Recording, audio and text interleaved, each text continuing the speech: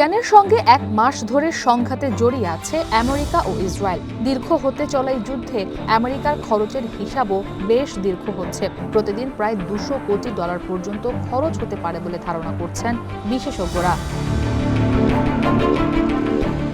Brown বিশ্ববিদ্যালয়ের cost of war প্রকল্পের পরিচালক স্টেফানি সাভেল বলেন, অস্ত্র ব্যয়, সামরিক খরচ, সম্পদের ক্ষতি এবং অন্যান্য খাতে খরচ মিলিয়ে এই যুদ্ধে ইতিমধ্যে আমেরিকার কয়েক হাজার কোটি ডলার খরচ হয়ে গেছে।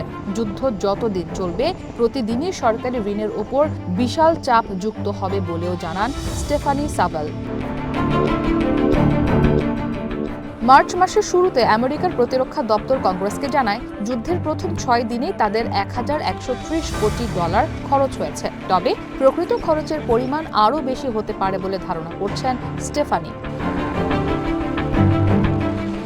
হার্ভার্ড বিশ্ববিদ্যালয়ের প্রতিরক্ষা বাজেট বিশেষজ্ঞ লিন্ডা বিল-মেসো মনে করেন, বর্তমানে যুদ্ধের দৈনিক খরচ $200 কোটি কাছাকাছি।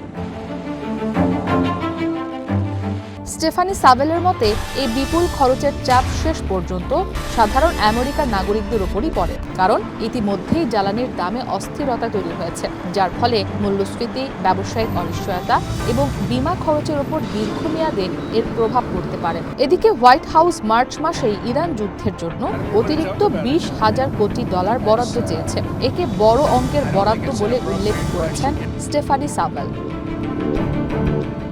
ইসরাত মুক্তি, ওয়ান ইন্টারন্যাশনাল ডেস্ক।